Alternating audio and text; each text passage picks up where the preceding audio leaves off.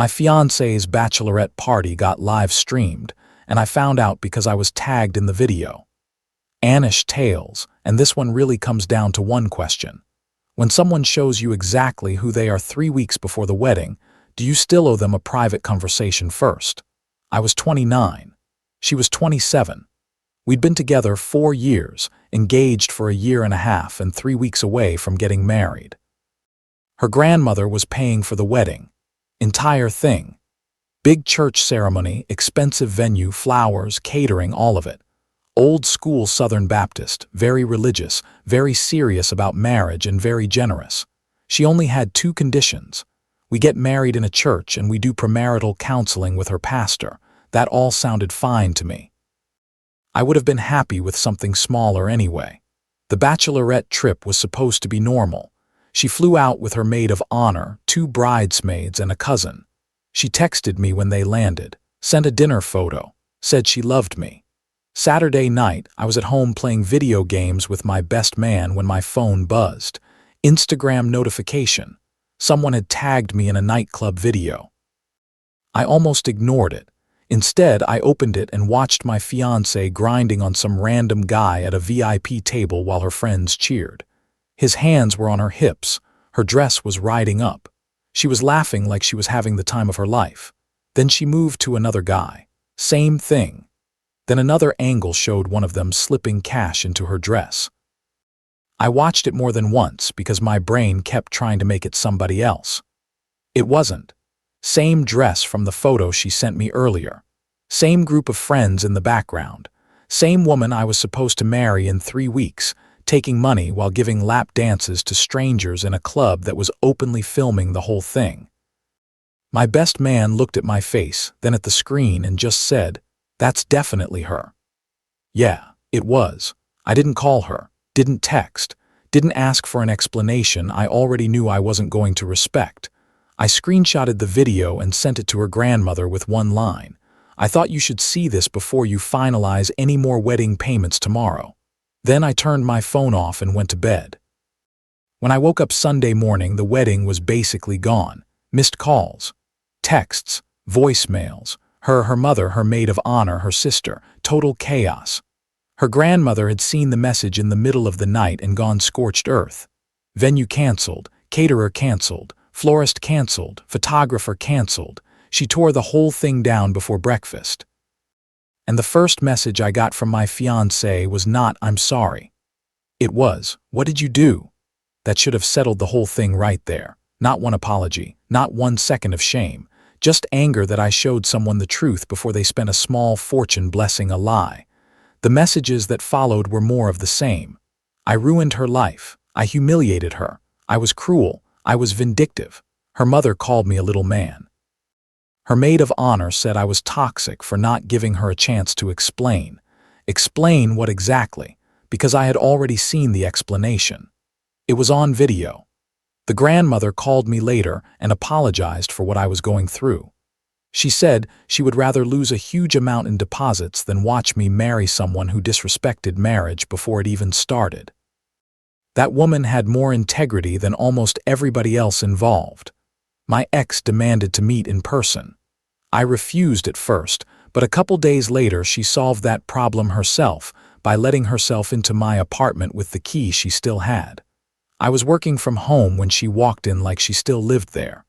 "We need to talk," she said. I told her I disagreed. She sat down on the couch and started talking like this was a misunderstanding.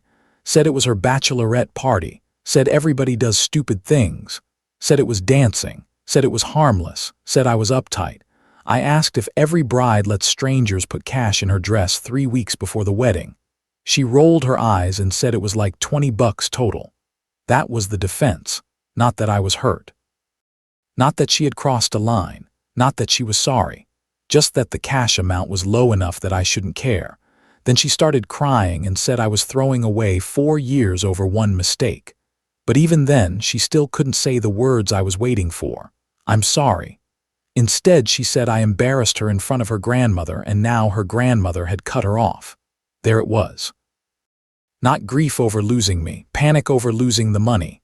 At that point, this was no longer about one drunk night. I opened the door and told her to leave. She sat there another minute like she expected me to cave. Then she got up and said I would regret it, that I would never find anyone like her. I told her that was the hope. Her mother called next. Same tone. Same entitlement. She said bachelorette parties are supposed to be wild and I destroyed a family because my ego got bruised. That part was actually useful because once people stop pretending and start defending the behavior out loud, things get very clear. I told her I didn't destroy anything. Her daughter made choices. I showed someone those choices. The consequences were not mine to carry. She hung up on me. A few days later, I got a demand letter from a lawyer.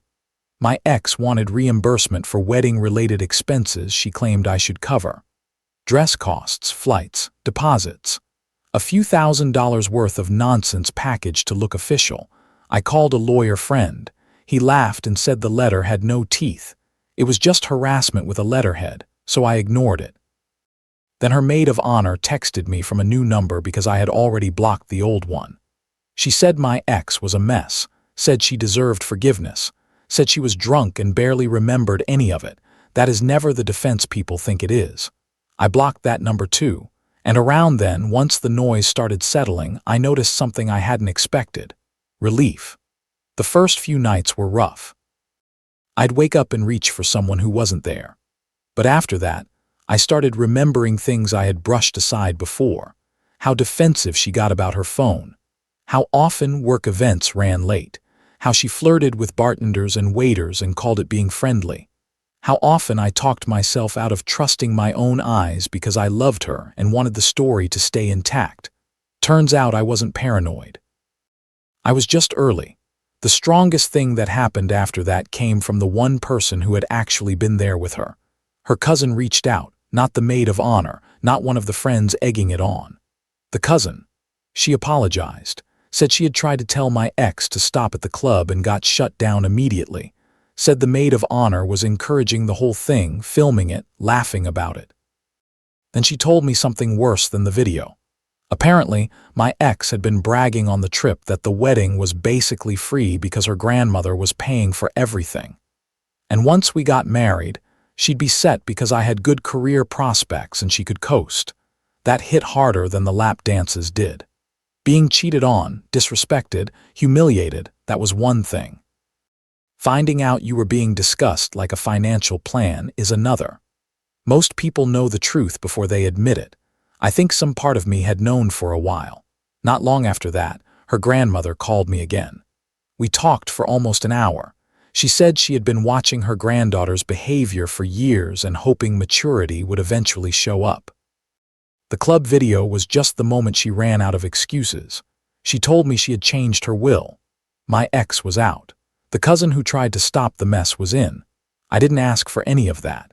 She offered it because she wanted me to understand this had not been one reckless night in an otherwise solid life. This was a pattern finally getting caught up to. Then things got even uglier for my ex.